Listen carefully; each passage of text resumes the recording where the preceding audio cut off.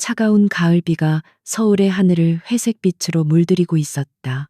유진 그룹의 총수인 강지우는 번쩍이는 검은색 세단 뒷좌석에 앉아 차창 밖으로 빠르게 스쳐 지나가는 풍경을 무심하게 바라보고 있었다. 그의 시선이 머무는 곳은 낡고 비좁은 골목길과 금방이라도 쓰러질 듯한 낡은 기와집들이 어지럽게 얽혀 있는 산마을 지구였다. 이곳은 유진 그룹이 야심차게 추진하는 대규모 재개발 프로젝트의 예정지였고, 지훈에게 이곳은 그저 지루한 서류 속 숫자와 그래프의 현실 버전일 뿐이었다.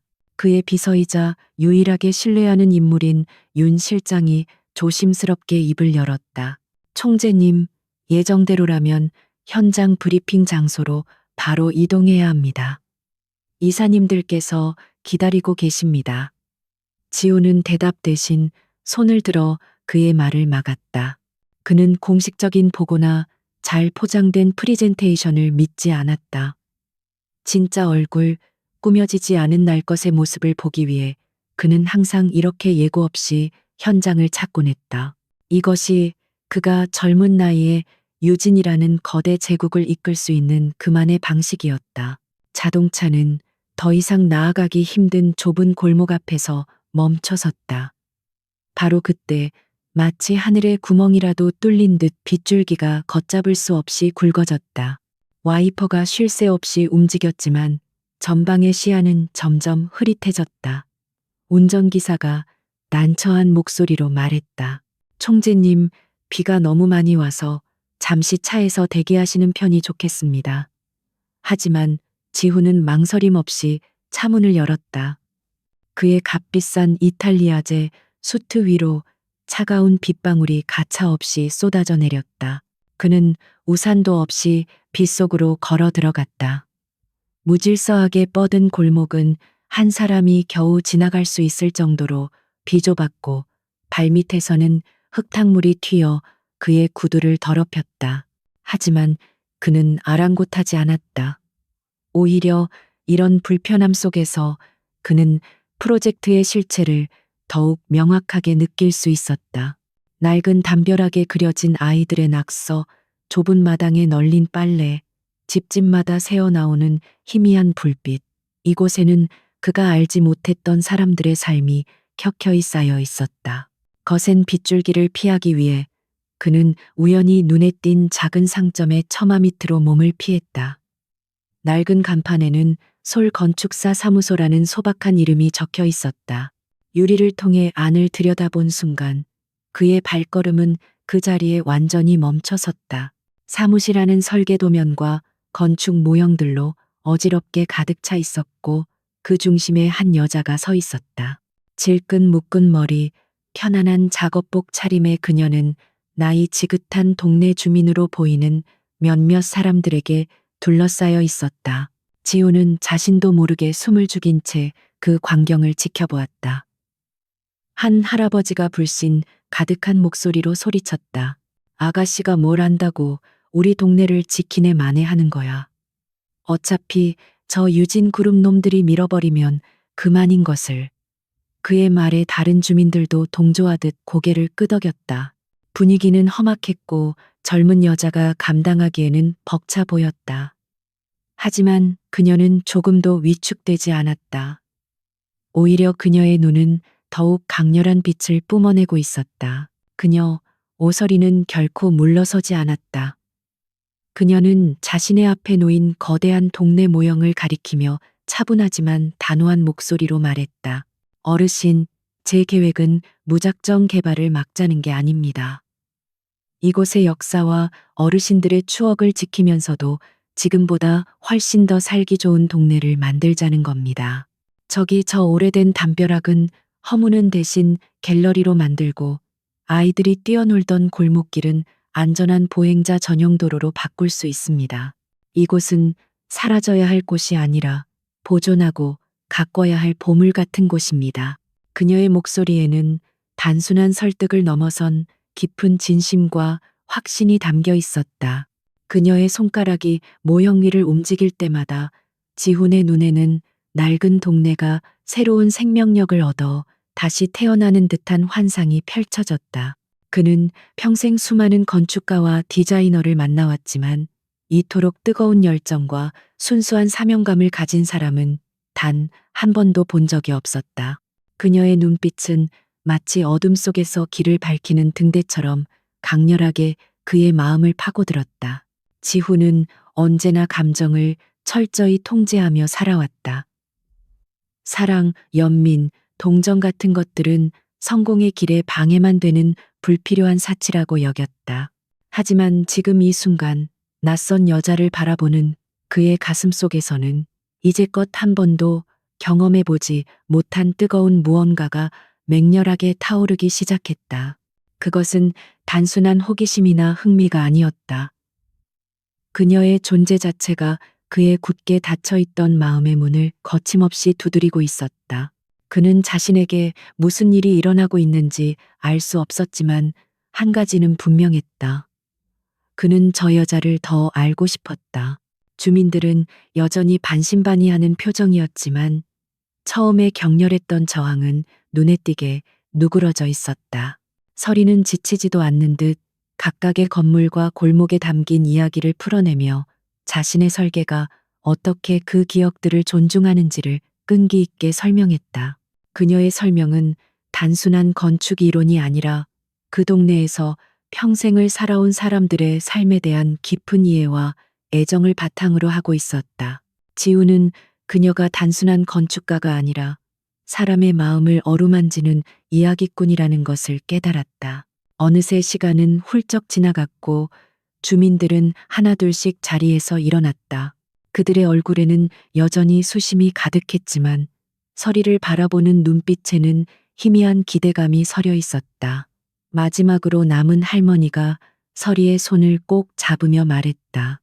아가씨 말대로만 된다면 얼마나 좋겠누. 우리 같은 늙은이들 말에 귀 기울여줘서 고마워. 그 말을 남기고 사무실을 나서는 그들의 뒷모습을 보며 서리는 길게 한숨을 내쉬었다.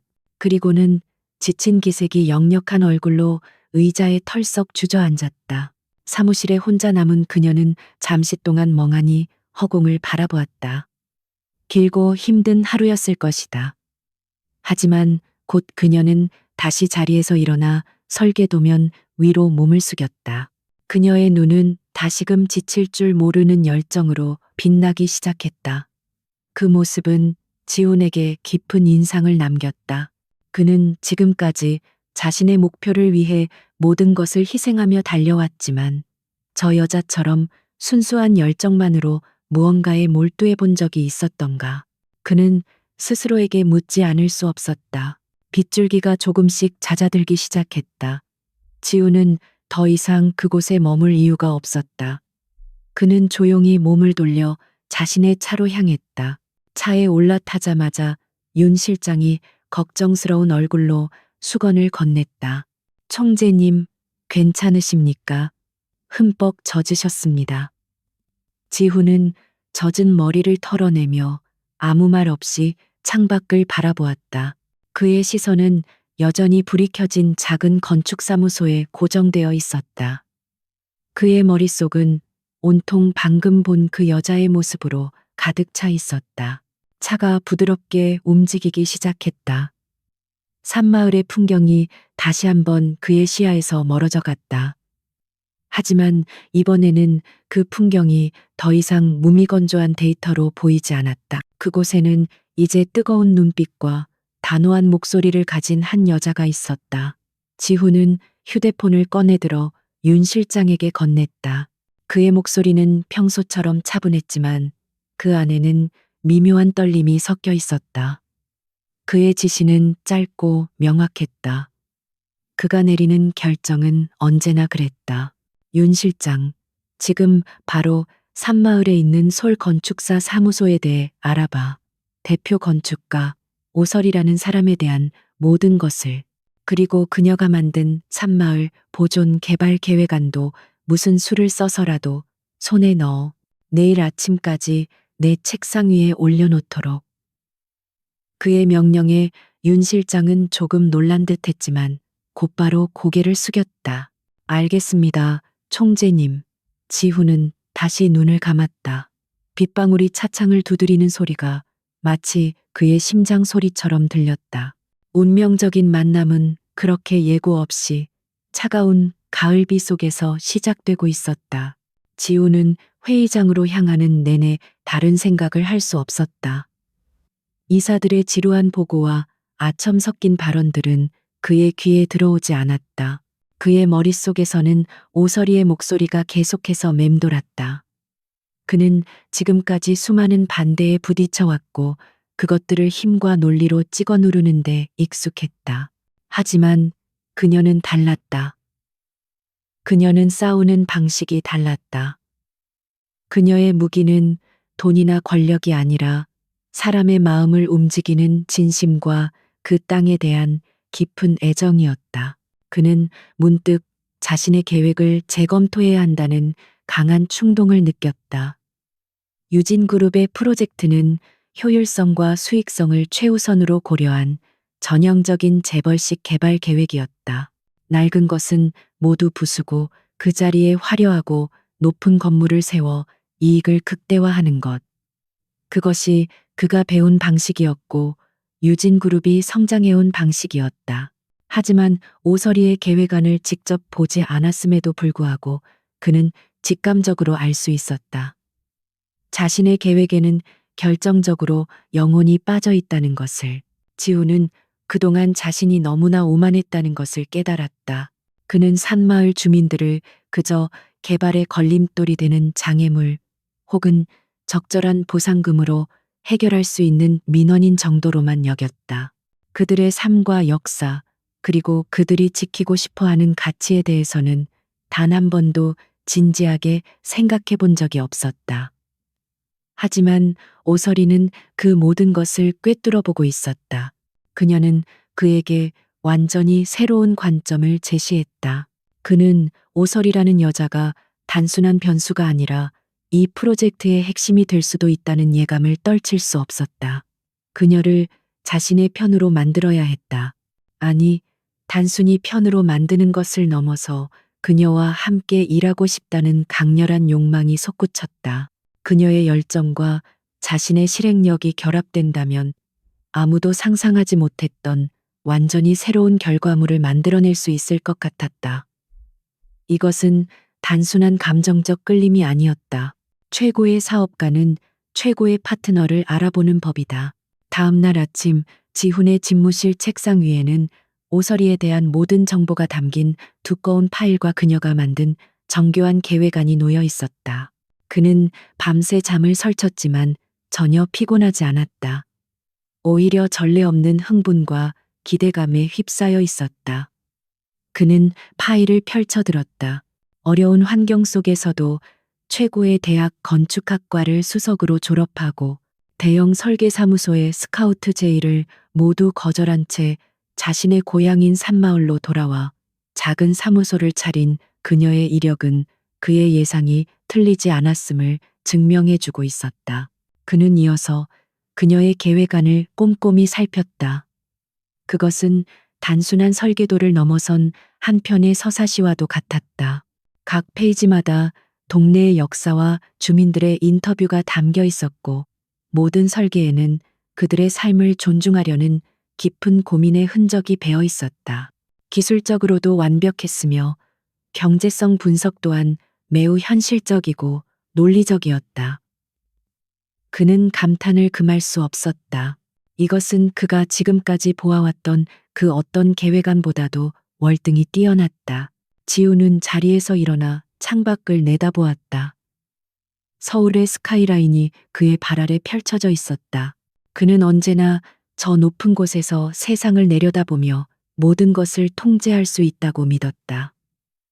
하지만 어제 그는 저 아래 가장 낮은 곳에서 가장 빛나는 보석을 발견했다. 이제 그는 결정을 내려야 했다. 기존의 계획을 고수할 것인가, 아니면 모든 것을 뒤엎고 새로운 길을 갈 것인가. 그의 선택은 단순히 프로젝트의 방향을 바꾸는 것을 넘어 강지훈이라는 사람의 인생 자체를 뒤흔들게 될 것이었다. 그는 수화기를 들고 윤 실장을 불렀다. 그의 입가에 희미한 미소가 번졌다. 유진 그룹의 최고층에 위치한 총재실은 언제나처럼 팽팽한 긴장감이 감돌았다. 강지훈은 거대한 통유리창 앞에 서서 발 아래 펼쳐진 도시를 내려다보고 있었다. 어젯밤 그가 보았던 작고 희미한 불빛의 동네는 이 높은 곳에서는 보이지 않았다. 하지만 그는 그 어느 때보다 선명하게 그곳을 느끼고 있었다. 그의 책상 위에는 산마을 재개발 프로젝트 전면 보류라는 붉은색 글씨가 선명한 긴급 명령서가 놓여 있었다. 잠시 후 긴급 호출을 받은 핵심 임원들이 딱딱하게 굳은 얼굴로 회의실에 들어섰다. 그 선두에는 기획조정실장이자 지훈의 사촌형인 최민석이 있었다. 그는 야망으로 가득 찬 눈빛을 번뜩이며 지훈의 가장 강력한 경쟁자로 꼽히는 인물이었다. 민석은 자리에 앉자마자 참을 수 없다는 듯 입을 열었다. 그의 목소리에는 노골적인 불만과 의심이 가득했다. 총재님, 갑자기 프로젝트를 전면 보류하라니요? 이건 말도 안 됩니다. 이미 막대한 자금이 투입되었고 협력사들과의 계약도 모두 끝난 상태입니다. 다른 임원들도 불안한 표정으로 서로의 눈치만 살피고 있었다. 산마을 프로젝트는 최민석이 주도하여 수년간 공을 들여온 거대한 사업이었다.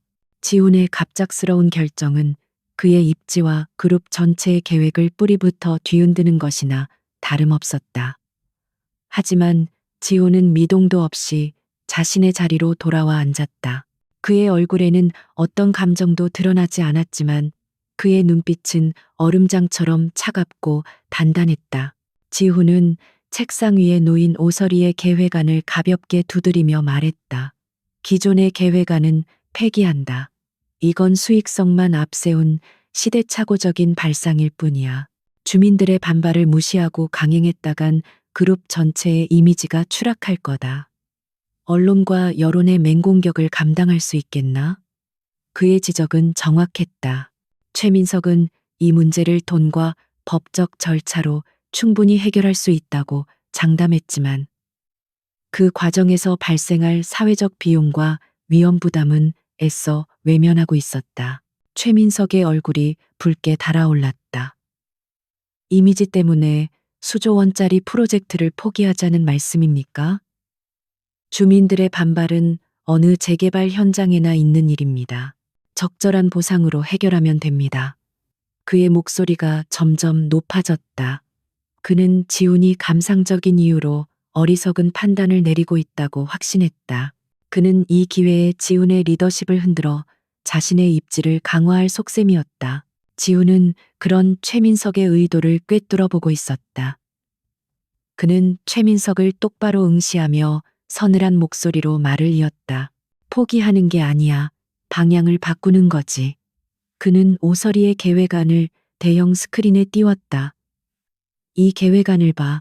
산마을의 역사적 가치를 보존하면서 상업적 성공까지 거둘 수 있는 혁신적인 아이디어로 가득 차 있어.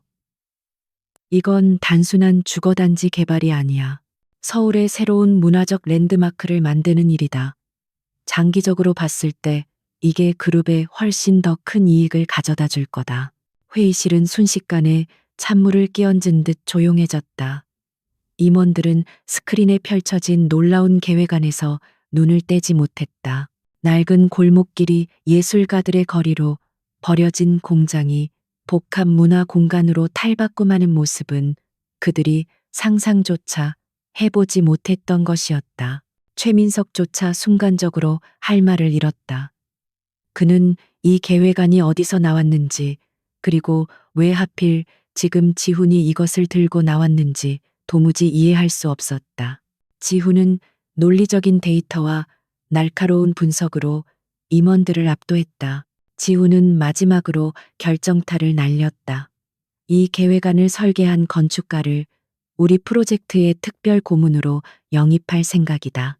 그에게 전권을 주고 새로운 팀을 꾸려 프로젝트를 처음부터 다시 시작한다. 회의실은 다시 한번 충격에 휩싸였다. 이것은 단순한 계획 변경이 아니라 프로젝트의 주도권이 최민석에게서 완전히 새로운 인물에게 넘어가는 것을 의미했다.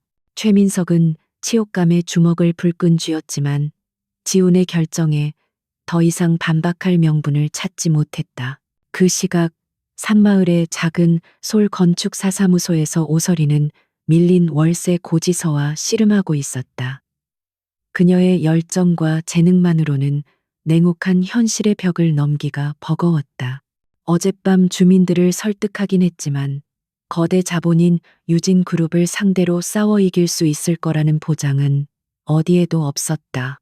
그녀는 인터넷으로 유진그룹의 총수 강지훈에 대한 기사를 검색했다. 냉철한 승부사, 피도 눈물도 없는 기업 사냥꾼. 그의 별명들은 하나같이 살벌했다. 그런 괴물을 상대로 자신이 대체 뭘 할 수 있을까? 바로 그때 사무실 문이 조심스럽게 열리며 단정한 수트 차림의 남자가 들어섰다. 그는 자신을 유진 그룹 총재실의 윤 실장이라고 소개했다. 서리는 심장이 쿵 내려앉는 것을 느꼈다. 드디어 올 것이 왔구나. 그녀는 그가 법적인 서류나 퇴거 명령서를 내밀 것이라고 생각하며 입술을 깨물었다. 하지만 윤 실장이 정중하게 내민 것은 두툼한 서류 봉투가 아니라 고급스러운 디자인의 초대장이었다. 윤 실장은 지훈의 지시대로 최대한 정중한 태도를 유지하며 말했다. 오설이 건축가님, 저희 강지훈 총재님께서 건축가님의 계획안을 매우 인상 깊게 보셨습니다. 총재님께서는 건축가님을 저희 산마을 재개발 프로젝트의 책임자로 공식 초빙하고 싶어 하십니다. 건축가님의 철학을 프로젝트에 마음껏 펼칠 수 있도록 모든 지원을 아끼지 않을 것입니다. 서리는 자신의 귀를 의심했다. 적의 수장이 자신에게 항복을 권유하는 것도 모자라 군대의 지휘권을 통째로 넘겨주겠다는 것이나 다름없는 제안이었다. 이것은 명백한 함정이었다. 서리는 그렇게 생각했다. 유진그룹이 자신 같은 힘없는 건축가를 회유해서 주민들의 반대 여론을 잠재우려는 속셈일 것이다. 프로젝트에 참여시키는 척하다가 결국에는 자신의 아이디어만 빼앗고 헌신짝처럼 버릴 것이 분명했다. 그녀는 단호하게 거절하려 했다. 하지만 윤 실장이 덧붙인 한마디가 그녀의 마음을 흔들었다. 이것은 건축가님께서 산마을을 구할 수 있는 유일하고 현실적인 기회일지도 모릅니다. 그의 말은 비수처럼 서리의 가슴에 꽂혔다. 그랬다.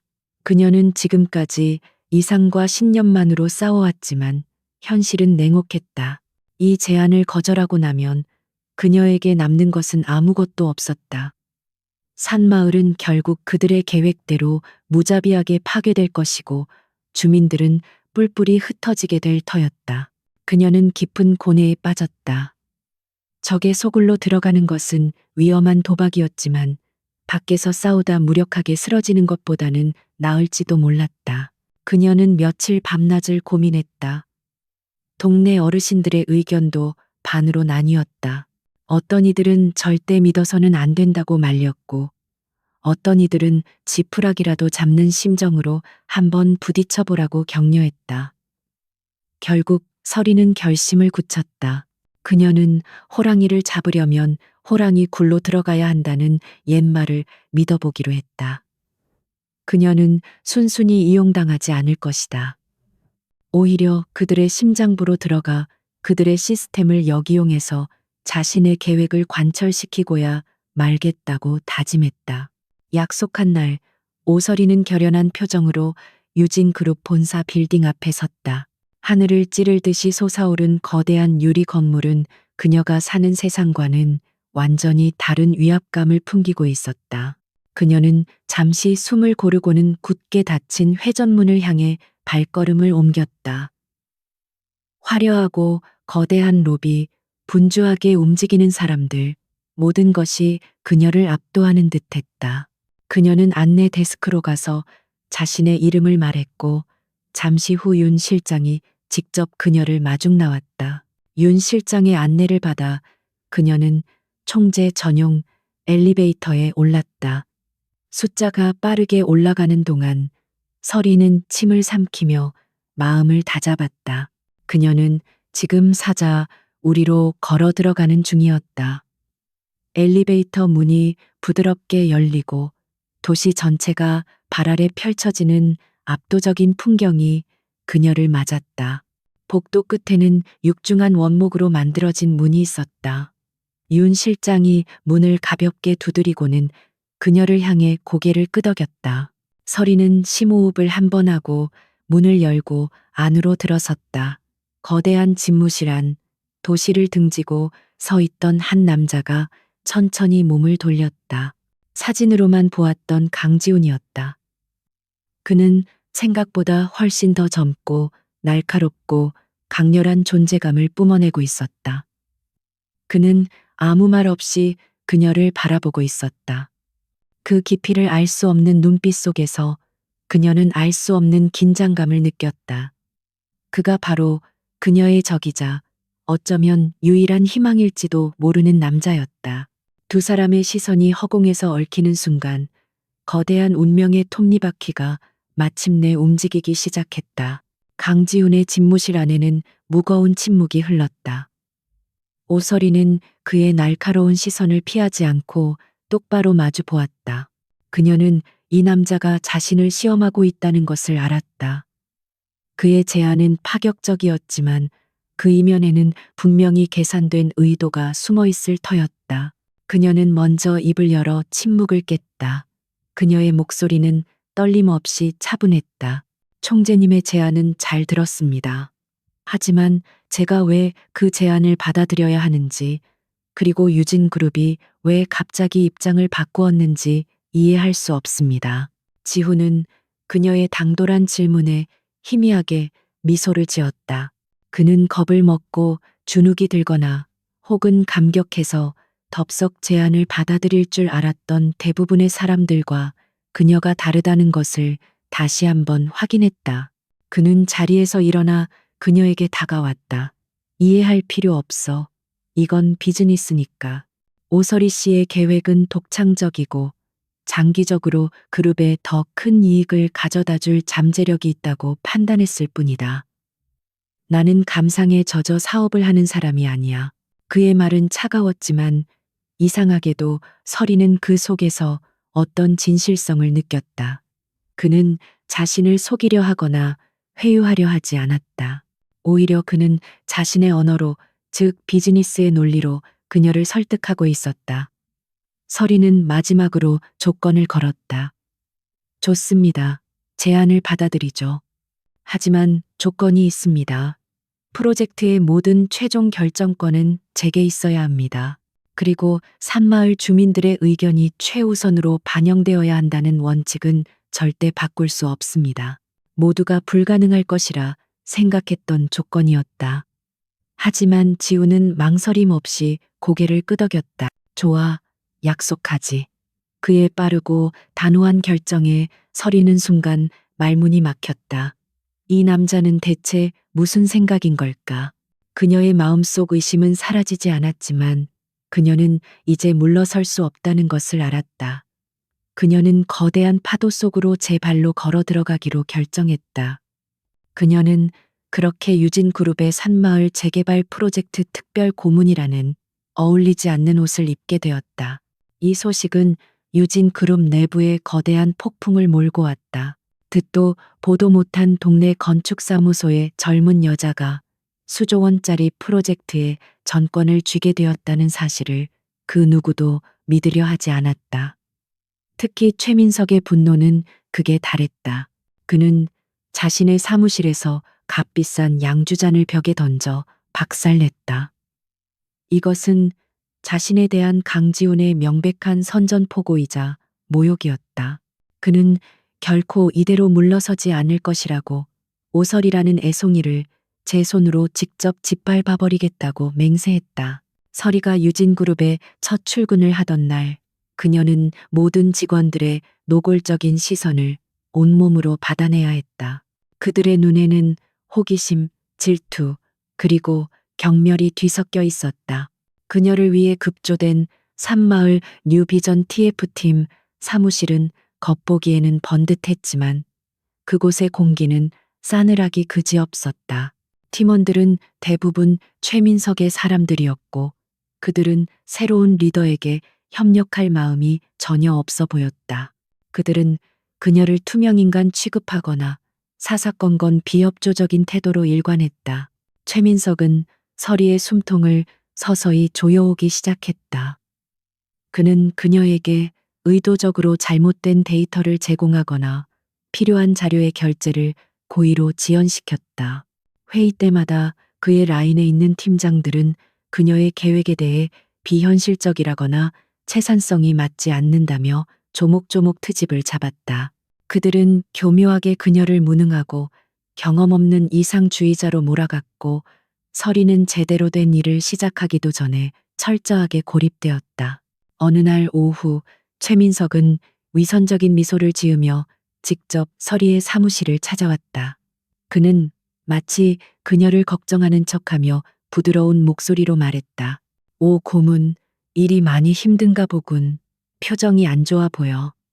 사실 이 바닥이 오 고문처럼 순수한 사람이 있기에는 너무 험한 곳이야. 괜히 상처받기 전에 스스로 물러나는 게 현명할 수도 있어. 내가 다른 좋은 자리를 알아봐 줄 수도 있고. 그의 말은 부드러웠지만 그 안에는 날카로운 독이 숨겨져 있었다. 하지만 서리는 그의 협박에 흔들리지 않았다. 그녀는 하던 일을 멈추고 고개를 들어 그를 똑바로 쳐다보았다. 그녀의 눈빛은 그가 예상했던 것보다 훨씬 더 단단했다. 걱정해 주셔서 감사합니다. 실장님. 하지만 저는 제 힘으로 이겨낼 수 있습니다. 그리고 저는 제가 있어야 할 곳에 와 있다고 생각합니다. 실장님이야말로 제 걱정보다는 실장님 업무에 더 신경 쓰시는 게 좋지 않을까요? 그녀의 당돌한 반격에 최민석의 얼굴이 순간적으로 굳어졌다. 그는 이 여자가 생각보다 만만치 않다는 것을 깨달았다. 정면 공격이 통하지 않자 최민석은 더 비열하고 교활한 방법을 사용하기 시작했다. 그는 사람들을 시켜 회사 내부에 악의적인 소문을 퍼뜨렸다. 오설이가 강지훈 총재의 숨겨진 애인이다. 그녀가 총재를 홀려 프로젝트를 따냈다는 식의 지저분한 스캔들이었다. 소문은 걷잡을 수 없이 퍼져나갔고 직원들이 서리를 바라보는 시선은 더욱 싸늘하고 경멸적으로 변했다. 그녀가 복도를 지날 때마다 뒤에서 들려오는 수군거림은 그녀의 마음에 비수처럼 꽂혔다. 서리는 지독한 외로움과 무력감에 시달렸다. 그녀는 강지훈에게 찾아가 모든 것을 털어놓고 싶은 충동을 몇 번이나 느꼈다. 하지만 그녀는 그럴 수 없었다. 그렇게 하는 순간 그녀는 소문이 사실임을 인정하는 꼴이 되는 것이었다. 그녀는 자신의 힘으로 이 상황을 돌파해야만 했다. 그녀는 도망치지 않고 정면으로 부딪히기로 결심했다. 그녀의 무기는 오직 실력과 진심뿐이었다. 그녀는 밤을 새워가며 팀원들이 던져준 엉터리 데이터들을 하나하나 검토하고 수정해 나갔다. 그리고 마침내 기회가 찾아왔다. 전체 임원 회의에서 TF팀의 프로젝트 진행 상황 보고가 있던 날이었다. 최민석 라인의 박 팀장이 일어나 서리의 계획안 중 핵심적인 부분의 데이터가 잘못되었다며 이 계획은 현실성이 없다고 맹비난했다. 회의실의 모든 시선이 서리에게 쏠렸다. 최민석의 입가에는 승리의 미소가 번졌다. 하지만 서리는 당황하지 않고 침착하게 자리에서 일어났다. 그녀는 대형 스크린에 자신이 밤새 준비한 자료를 띄웠다. 박 팀장님께서 지적하신 데이터는 작년에 폐기된 구도심 자료입니다. 팀장님께서 제게 직접 전달해 주신 자료라 당연히 최신 자료일 거라 생각했습니다만 제가 다시 확인해 보니 아니더군요.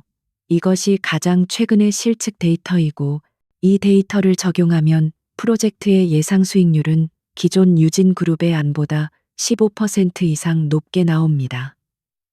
그녀의 설명은 완벽했고 논리적이었다. 순간 회의실의 분위기는 급반전되었다. 박 팀장의 얼굴은 하얗게 질렸고 최민석의 표정은 흉측하게 일그러졌다. 서리가 자신들이 파놓은 함정을 역으로 이용하여 완벽하게 반격한 것이었다.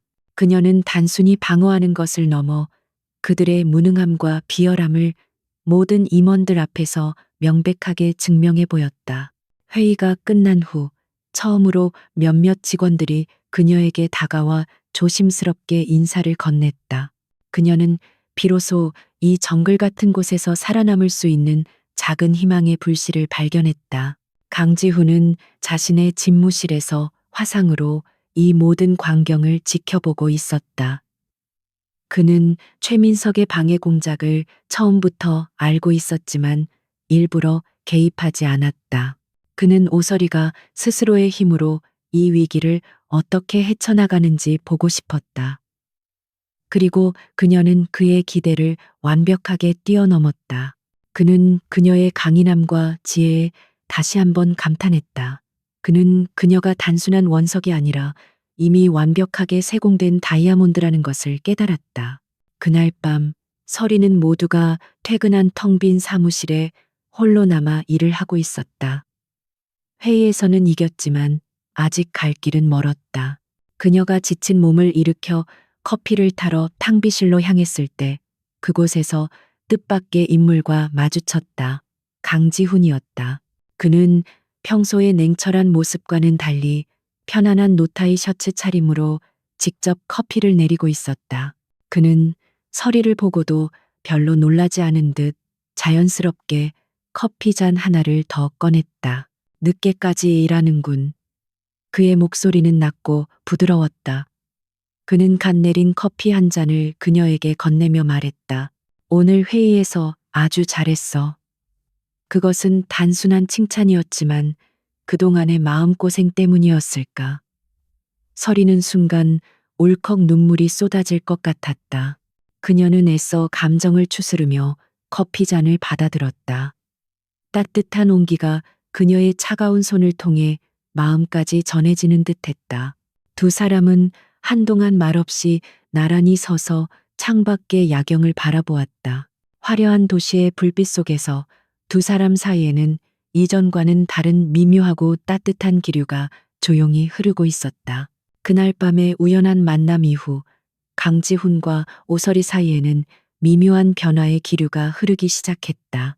지훈은 업무 보고라는 명목으로 서리를 자신의 집무실로 부르는 횟수가 잦아졌다. 처음에는 딱딱한 긴장감이 흘렀던 두 사람의 회의는 시간이 지날수록 열띤 토론의 장으로 변해갔다. 그들은 밤늦도록 설계 도면과 도시 계획 데이터를 함께 들여다보며 각자의 아이디어를 치열하게 주고받았다. 서리는 강지훈이라는 남자에 대해 조금씩 알아가기 시작했다. 그가 단순히 냉철한 사업가만이 아니라는 것을. 그는 건축의 역사와 철학에 대해 해박한 지식을 가지고 있었고 그녀가 제시하는 디자인의 미학적, 구조적 가치를 누구보다 정확하게 꿰뚫어 보았다. 그의 날카로운 질문들은 때로는 그녀를 당황하게 만들었지만 동시에 그녀의 잠재력을 최대한으로 끌어내주는 자극제가 되었다. 그녀는 난생 처음으로 자신과 지적으로 완벽하게 통하는 파트너를 만난 것 같은 기분을 느꼈다. 지훈 역시 마찬가지였다. 그는 서리의 순수한 열정과 타협하지 않는 신념 뒤에 숨겨진 놀라운 재능을 발견하고 있었다. 그녀의 아이디어는 언제나 사람을 향해 있었고 그녀의 손끝에서 그려지는 모든 선에는 따뜻한 인간미가 담겨 있었다. 그는 차가운 숫자와 효율성만이 전부였던 자신의 세계가 그녀로 인해 조금씩 다채로운 색으로 물들어가는 것을 느꼈다. 서리와 함께하는 시간은 그에게 잊고 있던 감정들, 즉 즐거움과 설렘을 일깨워 주었다. 어느 주말 오후 지훈은 누구에게도 알리지 않고 직접 차를 몰아 서리의 사무실을 찾았다. 그는 현장을 다시 한번 둘러보고 싶다는 핑계를 댔지만 사실은 그저 그녀와 단둘이 시간을 보내고 싶었다. 서리는 잠시 놀랐지만 이내 그의 제안을 받아들였다. 두 사람은 나란히 산마을의 좁은 골목길을 걸었다. 회사라는 무거운 갑옷을 벗어던진 두 사람의 대화는 한결 부드럽고 편안했다. 서리는 마치 자신의 오랜 친구에게 동네를 소개하듯 골목 구석구석에 얽힌 소소한 이야기들을 들려주었다. 아이들이 키를 재던 낡은 담벼락, 동네 사람들이 모여 앉아 화투를 치던 정자나무, 할머니가 평생을 바쳐 갖고 온 작은 꽃밭, 그녀의 이야기를 통해 지훈의 눈에 비친 산마을은 더 이상 낡고 초라한 재개발 대상지가 아니었다. 그곳은 수많은 사람들의 삶과 추억이 살아 숨쉬는 하나의 거대한 유기체였다. 해가 저물어갈 무렵 두 사람은 동네가 한눈에 내려다 보이는 작은 언덕에 올랐다. 붉은 노을이 집들의 낡은 지붕 위로 부드럽게 내려앉고 있었다. 지훈은 나지막이 입을 열었다. 어렸을 때 나는 항상 저런 풍경을 동경했어. 집집마다 저녁밥 짓는 냄새가 나고 아이들이 떠드는 소리가 들리는 곳. 내가 살던 집은 언제나 너무 크고 너무 조용했거든. 그는 처음으로 그녀에게 자신의 속내를 아주 조금 내비쳤다. 그 순간 서리는 그의 차가운 가면 뒤에 숨겨진 깊은 외로움의 그림자를 보았다. 그들의 관계가 이처럼 깊어지는 동안 최민석의 불안과 질투는 위험 수위를 넘어서고 있었다.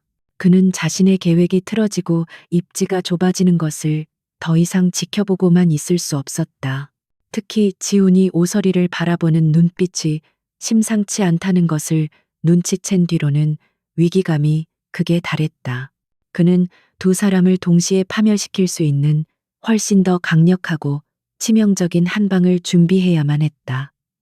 단순한 회사 내부의 소문만으로는 부족했다. 최민식은 부패한 언론사와 손을 잡았다.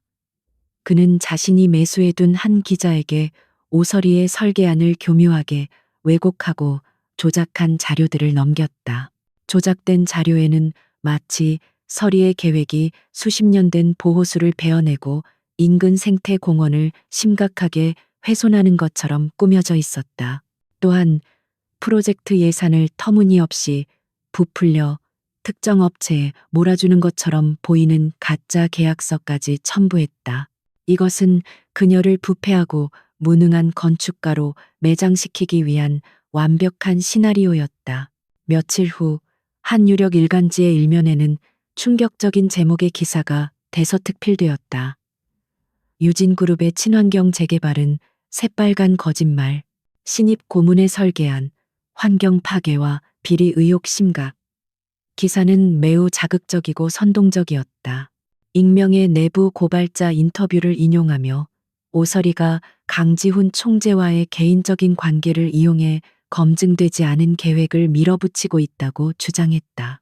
여론은 순식간에 들끓었고 비난의 화살은 오롯이 서리에게로 향했다. 세상은 하루아침에 지옥으로 변했다. 서리의 사무실 앞에는 수십 명의 기자들이 진을 쳤고 전화는 쉴 새 없이 울려댔다.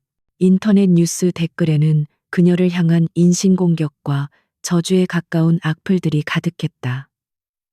하지만 가장 그녀를 고통스럽게 한 것은 산마을 주민들의 싸늘한 시선이었다. 그녀를 믿고 지지해 주었던 그들조차 기사를 보고는 그녀를 의심하고 비난하기 시작했다. 우리를 속인 거였어. 라는 한 할머니의 절규는 그녀의 심장을 갈갈이 찢어 놓았다. 서리는 사무실에 홀로 틀어박혀 꼼짝도 할 수 없었다. 그녀는 자신이 공들여 쌓아온 모든 것이 한순간에 무너져 내리는 것을 무력하게 지켜봐야만 했다. 배신감과 절망감이 그녀의 온몸을 짓눌렀다. 그녀는 자신이 왜 이런 일을 당해야 하는지 이해할 수 없었다. 모든 것을 포기하고 싶었다. 산마을을 떠나 아무도 자신을 모르는 곳으로 도망치고 싶었다. 그녀의 눈에서 뜨거운 눈물이 쉴 새 없이 흘러내렸다. 바로 그때 사무실 문이 거칠게 열리고 강지훈이 들어왔다. 그의 얼굴은 분노로 하얗게 굳어 있었다. 그는 신문과 잡지 더미에 파묻혀 넋을 잃고 앉아있는 서리의 처참한 모습을 보고는 입술을 깨물었다. 그는 아무 말 없이 그녀에게 다가가 그녀의 어깨를 단단히 붙잡았다. 서리는 고개를 들어 그를 바라보았다. 그의 눈에는 자신을 향한 의심이나 비난이 아닌 지켜주지 못했다는 깊은 자책과 적을 향한 불타는 분노가 이글거리고 있었다. 지훈은 나지막하지만 강철 같은 의지가 담긴 목소리로 말했다. 울지 마. 아직 아무것도 끝나지 않았어. 그는 서리의 눈물을 부드럽게 닦아주었다. 그리고는 창밖을 향해 몸을 돌리며 서늘한 목소리로 선언했다. 이 짓을 한 놈이 누구든 내가 반드시 대가를 치르게 해줄 테니까. 모든 것은 이제부터 시작이야. 그의 말에는 흔들림 없는 확신이 담겨 있었다. 절망의 가장 깊은 구렁텅이 속에서 두 사람은 비로소 하나의 운명이 되어 거대한 폭풍에 맞서 싸울 준비를 시작하고 있었다. 강지훈의 단호한 선언은 절망에 빠져 있던 오설이의 마음을 붙잡아주는 굳건한 닭과도 같았다. 그는 더 이상 그녀를 언론의 하이에나들 앞에 홀로 두지 않았다. 그는 윤 실장을 통해 기자들의 접근을 완벽하게 차단하고 그녀를 유진 그룹 본사 최상층에 위치한 비공개 게스트 스위트룸으로 옮겼다. 그곳은 외부와 철저히 격리된 그만의 안전가옥이었다. 창밖으로는 서울의 야경이 그림처럼 펼쳐져 있었지만 서리의 눈에는 아무것도 들어오지 않았다. 지훈은 굳어있는 그녀의 앞에 따뜻한 차를 내려놓았다. 그는 어떤 변명이나 위로의 말도 하지 않았다. 대신 그는 조용하지만 흔들림 없는 눈빛으로 그녀를 바라보며 말했다. 단 한순간도 당신을 의심한 적 없어. 이건 당신의 잘못이 아니야. 그러니 더 이상 자책하지 마. 그의 진심 어린 한마디는 그 어떤 화려한 위로보다 더 깊게 그녀의 마음을 울렸다. 서리는 그제야 참았던 눈물을 터뜨렸고 지훈은 그녀가 모든 슬픔을 쏟아낼 때까지 조용히 곁을 지켜주었다. 그녀가 어느 정도 마음을 추스르자 지훈은 곧바로 행동에 들어갔다. 이곳은 더 이상 슬픔에 잠겨 있을 곳이 아니라 반격을 준비하는 전쟁 지휘 본부가 되어야 했다. 그는 윤 실장을 포함한 극소수의 최측근들로 구성된 비밀 태스크포스 팀을 소집했다. 이것은 최민석의 귀에 들어가지 않도록 극비리에 진행되는 지훈의 친위대나 다름없는 조직이었다. 그의 명령은 신속하고 정확하게 떨어졌다. 윤 실장, 해당 기사를 쓴 기자와 그 언론사의 뒷배경을 전부 조사해. 돈의 흐름을 역추적해서 누가 이 판을 기획했는지 뿌리까지 파헤쳐. 그리고 법무팀은 해당 기사에 대한 명예훼손 소송과 함께 언론중재위원회에 즉각 제소할 준비를 해. 그는 이어서 보안팀장에게 지시했다. 최민석 실장 라인에 있는 모든 임직원들의 최근 통신 기록과 법인카드 사용 내역을 샅샅이 뒤져 먼지 한 톨까지 전부 다. 이것은 명백한 선전포고였다. 지훈은 이 싸움에서 서리가 더 이상 피해자로만 머물러 있기를 원치 않았다. 그는 그녀를 이 전쟁의 가장 중요한 파트너로 생각했다. 그는 서리에게 이번에 유출된 조작된 설계도와 그녀의 원본, 그리고 최민석이 이전에 추진했던 최초의 산마을 개발 계획안을 나란히 펼쳐 보였다. 오설이 씨, 당신의 눈이 필요해. 건축가로서 당신의 전문가적 시각으로 이 세 가지 설계안의 차이점과 문제점을 분석해줘. 분명 우리가 놓치고 있는 무언가가 있을 거야. 그의 제안에 서리의 눈빛이 달라졌다. 그녀는 더 이상 슬퍼하고만 있을 수 없었다. 자신을 나락으로 떨어뜨린 이 사건의 진실을 제 손으로 밝혀내야만 했다. 그녀는 지독한 집중력으로 세 개의 도면을 비교 분석하기 시작했다. 밤을 새워가며 데이터를 검토하고 구조를 분석하던 그녀는 마침내 경악할 만한 사실을 발견하게 되었다. 최민석의 최초 계획안은 단순히 미학적으로 조악한 것을 넘어 의도적으로 설계된 거대한 비리의 복마전이었다. 서리는 떨리는 손으로 특정 부분을 가리키며 지훈에게 설명했다. 보세요, 총재님. 이 부분의 철골 구조 설계가 이상합니다. 안전 기준에 한참 미달하는 저급 자재를 사용하도록 명시되어 있어요. 그리고 이쪽은 특정 업체의 특허 공법을 사용하도록 되어 있는데 이건 효율성도 떨어지고 비용만 훨씬 더 비싼 기술입니다. 마치 처음부터 특정 업체들에게 이익을 몰아주기 위해 만들어진 설계도 같아요. 그녀의 분석은 날카로웠고 정확했다. 바로 그때 윤 실장의 팀으로부터 결정적인 정보가 들어왔다. 문제의 기사를 쓴 기자가 최근 거액의 돈을 차명 계좌를 통해 입금받은 사실을 확인했다는 것이었다. 그리고 그 돈의 출처를 추적한 결과 최민석의 계획안에 명시된 저급 자재 납품업체와 특허 공법을 가진 건설사의 이름이 드러났다. 모든 조각들이 하나의 그림으로 맞춰지기 시작했다. 최민석은 산마을 프로젝트를 통해 천문학적인 규모의 비자금을 조성하려 했던 것이다. 최민석이 서리를 공격한 이유는 단순히 그녀가 눈에 거슬려서가 아니었다. 정직하고 투명한 서리의 계획안이 통과되는 순간 자신이 오랫동안 공들여 설계해온 거대한 비리, 커넥션이 통째로 드러날 위기에 처했기 때문이었다. 그는 자신의 범죄를 덮기 위해 서리를 희생양으로 삼으려 했던 것이다. 이제 사건의 본질은 개인에 대한 명예훼손을 넘어 그룹의 존폐를 뒤흔들 수 있는 거대한 부패 스캔들로 번져가고 있었다. 지훈과 서리는 밤낮을 잇고 증거를 수집하고 분석하는 데 몰두했다. 서리는 최민석의 계획안이 얼마나 위험한지를 조목조목 분석한 기술 보고서를 작성했다. 그녀의 보고서는 그의 계획이 단지 비윤리적인 것을 넘어 수많은 사람들의 안전을 위협하는 명백한 범죄 행위임을 증명하는 결정적 증거가 되었다. 지훈은 윤 실장을 통해 내부 고발자를 확보하고 최민석과 협력업체 간의 검은 거래가 담긴 비밀 장부와 녹취 파일까지 손에 넣는 데 성공했다. 모든 증거가 확보되자 작전실로 사용되던 스위트룸의 거대한 테이블 위는 각종 서류와 데이터 분석 차트, 그리고 관계도로 가득 찼다. 그 중심에는 강지훈과 오설이가 서 있었다. 그들은 더 이상 총재와 고문이 아니었다. 거대한 악에 맞서 싸우는 동지이자 서로의 등을 맡길 수 있는 유일한 파트너였다. 그들의 눈빛에는 더 이상 불안이나 슬픔이 없었다. 오직 진실을 밝히고 정의를 바로 세우겠다는 뜨거운 의지만이 불타오르고 있었다. 지훈은 모든 증거 자료가 담긴 파일을 덮으며 서리를 바라보았다. 그의 눈빛에는 그녀에 대한 깊은 신뢰와 존경심이 담겨 있었다. 이제 모든 준비는 끝났어.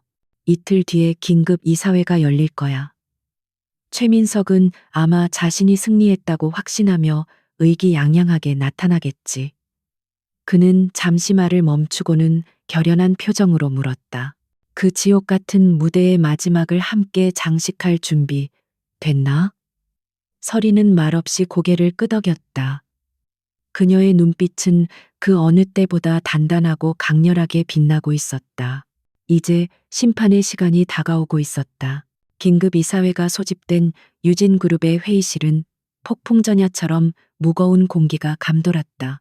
그룹의 명운을 좌우하는 중진 이사들과 대주주들이 굳은 표정으로 긴 마호간이 테이블에 둘러앉아 있었다.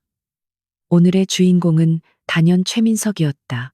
그는 마치 개선장군처럼 의기양양하게 회의실에 들어섰다.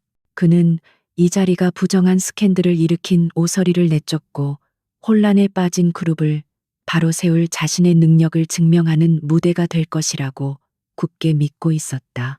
회의가 시작되자마자 최민석은 기다렸다는 듯이 자리에서 일어났다. 그는 비통한 표정을 지으며 준비해온 연설을 시작했다. 존경하는 이사님, 그리고 주주 여러분, 최근 우리 그룹을 뒤흔든 불미스러운 사태에 대해 기획조정실장으로서 무거운 책임감을 느낍니다. 우리 모두는 이번 사태를 교훈 삼아 검증되지 않은 외부 인사에 의존하는 위험을 다시는 범하지 말아야 합니다. 그의 시선은 강지훈을 향해 있었고 그 말은 명백히 총재의 인사 실패를 질책하는 것이었다. 그는 이어서 말했다.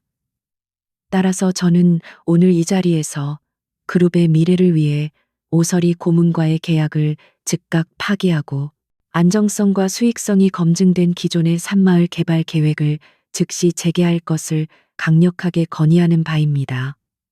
그의 연설은 논리 정연했고 호소력이 있었다. 그를 지지하는 몇몇 이사들이 고개를 끄덕이기 시작했다. 회의의 흐름은 완벽하게 그의 시나리오대로 흘러가는 듯했다. 그는 이제 강지훈이 백기를 들고 자신의 제안을 받아들이는 일만 남았다고 생각했다. 모든 시선이 회의를 주재하는 강지훈에게로 쏠렸다. 하지만 그의 얼굴은 놀라울 정도로 평온했다. 그는 최민석의 열변이 끝나기를 기다렸다가 나지막하지만 회의실 전체를 울리는 목소리로 입을 열었다. 최 실장의 의견 잘 들었습니다. 하지만 오늘 이사회는 오설이 고문의 거취를 논하기 위해 소집된 자리가 아닙니다. 그는 윤 실장을 향해 고갯짓을 했다. 그러자 회의실의 조명이 어두워지고 정면에 설치된 대형 스크린이 환하게 켜졌다. 반격의 서막이 오르는 순간이었다. 지훈은 자리에서 일어나 말했다. 오늘 이 자리는 우리 그룹 내부에 아주 오랫동안 자라온 거대한 종양을 도려내기 위해 마련된 자리입니다. 그리고는 회의실에 모인 모두를 경악하게 만든 한마디를 덧붙였다. 첫 번째 발제는 산마을 뉴 비전 프로젝트의 총책임자인 오설이 고문께서 직접 해주시겠습니다. 최민석의 얼굴이 당혹감으로 일그러졌다. 범죄 혐의로 쫓겨나야 할 여자가 어떻게 이 신성한 이사회에 발을 들일 수 있단 말인가. 모두의 시선이 집중된 가운데 회의실 옆문이 열리고 오설이가 당당한 모습으로 걸어 들어왔다. 며칠 전에 절망에 빠져 있던 모습은 온데간데 없었다. 그녀의 눈빛은 그 어느 때보다 단단하고 총명하게 빛나고 있었다. 그녀는 연단에 서서 자신이 밤새 준비한 기술 보고서를 화면에 띄웠다. 그녀는 최민석을 단 한 번도 쳐다보지 않았다. 그녀는 오직 객관적인 데이터와 전문가적 소견으로 그의 최초 계획안이 가진 치명적인 결함들을 조목조목 지적하기 시작했다. 최민석 실장님의 최초 계획안에 따르면 핵심 구조물에 사용되도록 지정된 H빔은 현재 국내 안전 기준에 심각하게 미달하는 자재입니다. 또한 집안 공사에 적용된 공법은 공사 기간을 단축하고 비용을 절감할 수는 있겠지만 장기적으로는 심각한 집안 침하를 유발할 수 있는 매우 위험한 방식입니다. 그녀의 목소리는 떨림없이 명확했다. 그녀는 최민석의 비리를 직접적으로 언급하지는 않았지만 그의 계획이 얼마나 무책임하고 위험한지를 모든 이들이 이해할 수 있도록 만들었다. 회의실은 술렁이기 시작했다. 서리의 발표가 끝나자 지훈이 그녀의 뒤를 이어 연단에 섰다. 이제 두 번째 막이 오를 차례였다. 오설이 고문의 발표 잘 들으셨을 겁니다. 그렇다면 왜 최민석 실장은 이토록 위험하고 부실한 계획을 고집했던 것일까요? 지금부터 그 이유를 설명해 드리겠습니다. 그의 말과 함께 스크린에는 복잡한 자금 흐름도가 나타났다. 유령 회사, 차명 계좌, 그리고 그 끝에 연결된 최민식의 이름, 증거는 명백했다. 지훈은 결정타로 최민석과 협력업체 사장 간의 대화가 담긴 녹취 파일을 재생했다. 이번 산마을 건만 잘 처리되면 최 실장님 몫으로 떨어지는 돈이 얼만지 아시죠? 라는 노골적인 대화가 회의실 전체에 울려 퍼졌다. 최민석의 얼굴은 이제 하얗다 못해 파랗게 질려 있었다. 그는 자리에서 벌떡 일어나 고함을 질렀다. 거짓말이야. 전부 조작된 거라고. 이건 강지훈이 나를 몰아내기 위해 꾸민 음모야. 하지만 그의 발악에 동조하는 사람은 아무도 없었다. 모든 증거가 너무나 명백했고 퍼즐 조각은 완벽하게 맞아떨어지고 있었다. 그를 지지하던 이사들조차 이제는 경멸의 눈빛으로 그를 쳐다보며 고개를 돌렸다. 사방이 벽으로 막힌 절체절명의 순간 최민석의 이성은 완전히 마비되었다. 그는 이성을 잃고 자신이 숨겨두었던 마지막 카드를 꺼내 들었다. 그것은 상대를 죽이려다 자신마저 파멸시키는 최악의 자충수였다. 그는 손가락으로 강지훈을 가리키며 악에 받쳐 소리쳤다. 네가 감히 나를 건드려? 좋아, 어디 해볼 테면 해봐. 내가 이 자리에서 모든 걸 폭로해버릴 테니까. 선대 회장님께서 어떻게 지금의 유진 그룹을 만들었는지 그 더러운 비밀들을 내가 다 알고 있다고. 내가 무너지면 너랑 유진 그룹도 끝이야. 그의 협박은 회의실을 얼어붙게 만들었다. 하지만 그것은 동시에 자신의 범죄를 스스로 인정하고 그룹의 명예까지 인질로 삼는 파렴치한 행위임을 자인하는 셔나 다름없었다. 최민석의 추악한 발악이 극에 달한 순간에도 강지우는 눈 하나 깜짝하지 않았다. 그는 오히려 서늘한 미소마저 띠고 있었다. 그는 이런 상황까지 모두 예상하고 있었다. 그는 나지막이 말했다. 네가 알고 있는 비밀이 무엇이든 이제는 내가 아니라 검사님들 앞에서 이야기해야 할 거야. 그의 말이 끝나기 무섭게 굳게 닫혀있던 회의실의 문이 열리며 검찰 수사관들이 들이닥쳤다. 모든 것은 완벽하게 짜인 한 편의 연극과도 같았다. 최민석은 자신의 눈앞에 펼쳐진 광경을 믿을 수 없다는 듯 허망한 표정으로 그 자리에 주저앉았다. 그는 수갑이 채워진 채 수사관들에게 무력하게 끌려나갔다. 평생을 바쳐 쌓아 올린 그의 야망의 성은 그렇게 한순간에 처참하게 무너져 내렸다. 회의실은 깊은 침묵에 잠겼다. 이사들은 경외와 두려움이 뒤섞인 눈으로 새로운 시대의 개막을 알린 젊은 총수와 그의 곁에 당당히 서 있는 젊은 건축가를 바라보고 있었다. 모든 폭풍이 지나간 자리, 지훈과 서리는 말없이 서로를 마주 보았다. 길고 긴 싸움의 끝에서 그들은 비로소 함께 새로운 시작을 맞이할 준비가 되어 있었다. 최민석의 몰락은 유진그룹의 거대한 후폭풍을 몰고 왔다. 대한민국 재계를 발칵 뒤집어 놓은 부패 스캔들은 연일 신문과 방송의 헤드라인을 장식했다. 그룹의 주가는 폭락했고 창사 이래 최대의 위기라는 말이 공공연하게 흘러나왔다. 하지만 폭풍의 눈 한가운데에 서 있는 강지우는 그 어느 때보다 침착하고 단호했다. 그는 이 위기를 그룹의 썩은 뿌리를 도려내고 체질을 완전히 개선할 절호의 기회로 삼았다. 그는 밤낮을 가리지 않고 일에 몰두했다. 최민석의 그늘 아래서 기생하던 부패한 임원들을 가차없이 해고하고 그 자리에 능력과 청렴함을 갖춘 젊은 인재들을 파격적으로 등용했다. 또한 투명하고 윤리적인 경영을 위한 시스템을 전면적으로 재구축했다. 그의 개혁은 신속하고 거침없었다. 사람들은 무자비한 숙청이라고 비난하기도 했지만 그의 진심과 비전을 알아본 직원들은 점차 그를 신뢰하고 따르기 시작했다. 유진그룹은 서서히 하지만 분명하게 새로운 DNA를 이식받고 있었다. 세상의 스포트라이트는 또 다른 영웅인 오설이에게도 쏟아졌다. 하루아침에 비리의 아이콘에서 거대하게 맞서 싸운 정의로운 건축가로 위상이 뒤바뀐 것이었다. 언론은 그녀를 유진그룹을 구한 잔다르크라 칭송했고 각종 방송과 강연 요청이 쇄도했다. 하지만 그녀를 가장 기쁘게 한 것은 산마을 주민들의 변화였다. 그들은 과거 그녀를 의심했던 것을 진심으로 사과하기 위해 매일같이 그녀의 사무실을 찾아왔다. 그녀는 비로소 길고 어두웠던 터널의 끝에서 환한 빛을 보게 되었다.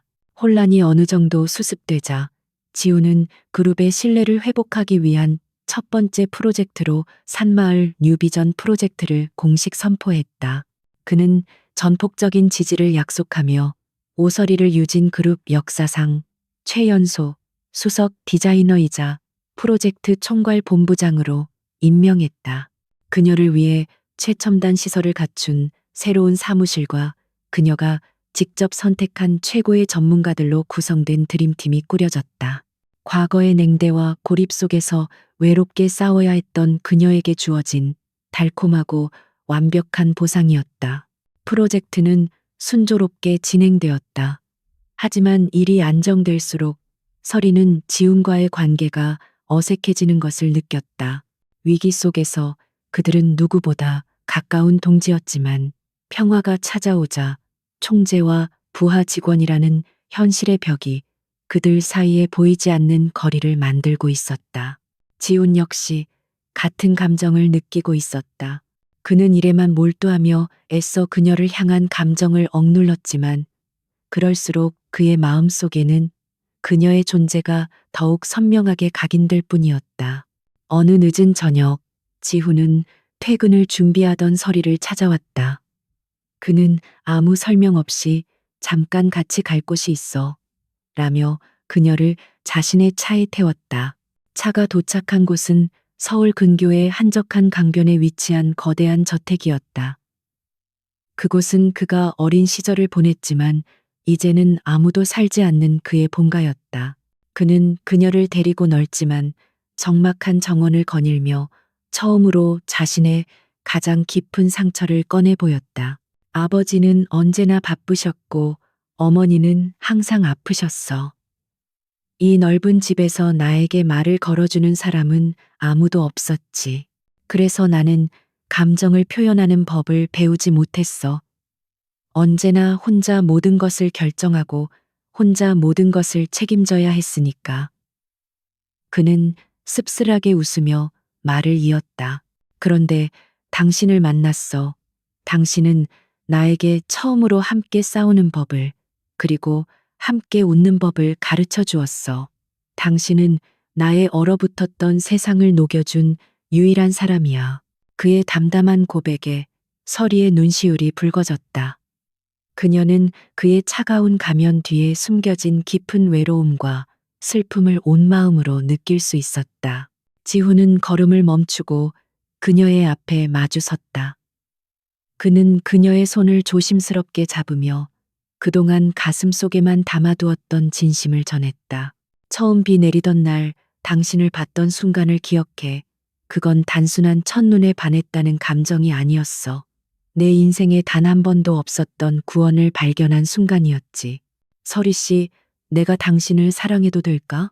그의 진심 어린 고백에 서리는 더 이상 자신의 감정을 숨길 수 없었다. 그녀는 대답 대신 조용히 고개를 끄덕였다. 그녀 역시 마찬가지였다. 그의 얼음장 같은 모습 뒤에서 누구보다 따뜻하고 정의로운 영혼을 발견했으니까. 두 사람은 오랫동안 서로를 말없이 끌어안았다. 화려한 고백도 거창한 약속도 없었지만 그들은 서로의 심장 소리를 통해 두 개의 영혼이 비로소 하나가 되었음을 느낄 수 있었다. 1년이라는 시간이 흘렀다. 강지훈의 리더십 아래 유진그룹은 비리 기업이라는 오명을 벗고 대한민국에서 가장 존경받는 윤리 경영 기업으로 완벽하게 재탄생했다. 그리고 오서리가 이끄는 산마을 프로젝트는 모두의 예상을 뛰어넘는 놀라운 성공을 거두었다. 낡고 소외되었던 동네는 역사를 간직한 아름다운 건축물과 현대적인 편의시설이 조화롭게 어우러진 서울에서 가장 살고 싶은 마을로 변모했다. 어느 화창한 봄날, 지훈과 서리는 다시 그 언덕에 섰다. 그들의 발 아래 산마을은 활기찬 생명력으로 넘실거리고 있었다. 아이들의 웃음소리가 골목마다 가득했고 새로 생긴 카페와 갤러리에는 사람들의 발길이 끊이지 않았다. 지훈은 어느새 자신의 연인이 된 서리의 어깨를 감싸 안으며 나지막이 속삭였다. 우리가 함께 만든 풍경이야. 서리는 그의 어깨에 머리를 기댄 채 행복한 미소를 지었다. 그들은 함께 수많은 역경을 헤쳐왔다. 사회적 편견과 거대한 음모, 그리고 세상의 비난 속에서도 서로를 믿고 의지하며 마침내 모든 것을 이겨냈다. 이제 그들의 앞에는 따스한 봄 햇살처럼 눈부신 미래만이 펼쳐져 있었다. 재벌 총재와 가난한 소녀의 만남으로 시작된 이야기는 이제 세상을 바꾸는 위대한 사랑의 서사시가 되어 새로운 장을 열고 있었다. 그들의 시선이 마주쳤다. 그 눈빛 속에는 깊은 사랑과 영원한 신뢰가 담겨 있었다. 산마을에 새로운 아침이 밝아오고 있었다.